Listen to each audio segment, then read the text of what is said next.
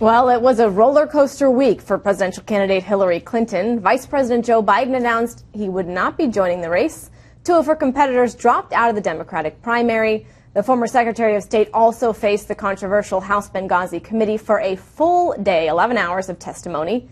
So let's take a fair and balanced look at it. We have President at Solidarity Strategies, Chuck Rocha, and Kevin Sheridan, who served as a senior advisor to the Romney-Ryan campaign in 2012. Gentlemen, thank you so much for joining me. Kevin, I want to start with you. The past 48 hours, I haven't seen a lot of gloating from either side.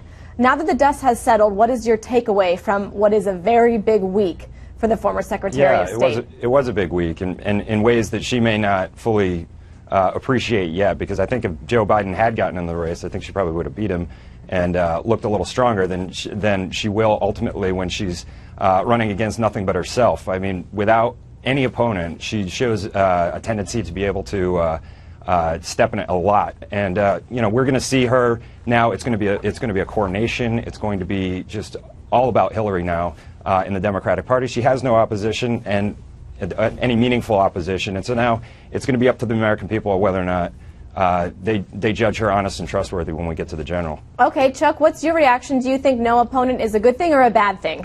Well, I'd like to remind everybody that she still has an opponent. There's a guy named Bernie Sanders who raised just under $1 million from what she had raised from 1.3 million people. But there is opposition out there. She had a wonderful week, and she is really lucky, and she got to go to do this Benghazi thing. Nobody laid a hand on her. Her Biden got out, which was going to be a big deal, and her voters and the Biden voters were the same. So Biden was going to take directly from her. The Bernie Sanders supporters, they're rock solid. So it was really good for her to be able to go in, not get a glove laid on her with Benghazi. Biden got out, and she had a really good debate in the primary. It may be the best 12 days of her campaign yet. All right, Chuck, but I want to expand on that. Is she completely out of the woods for any potential controversy? She said during that hearing that she has released 90 to 95% of her emails over to the State Department, but we didn't hear the same sentiment from the State Department. So is she completely out of the woods?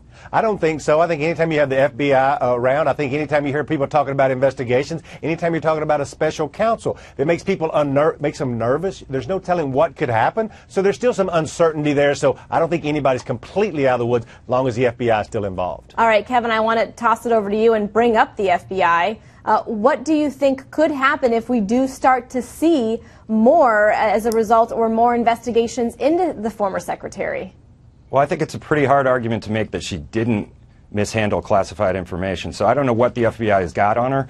I don't know where the investigation is going to go. I think ultimately it's going to be probably a presidential level political decision as to whether or not the Justice Department actually prosecutes if they find something. But look, there's politics all up and down this. I think the FBI has, hopefully they can conduct a very non-political case in this case. It's really tough. This could be the next president of the United States, and whether or not they can really get to the bottom of this and then make the decision with the White House as to whether or not to go forward with anything. All right, I don't have much time left, but I want to give the last word to Chuck. I want to broaden it a little bit. I heard commentary this week that said if Hillary does in fact lose the nomination, it won't be because of October. I want to get your reaction to that statement, Chuck. I think that there's a lot of candidates out there that have tapped into this uneasiness with the American electorate. I think people are tired of the status quo. I think that's her biggest obstacle to overcome. That's why you see her and Bush not at the top of every poll out there. All right. Well, Chuck Rocha and Kevin Sheridan, thank you so much for joining us. I sure hope that you join us again because this story isn't going away anytime soon. Thank you so much. Thanks.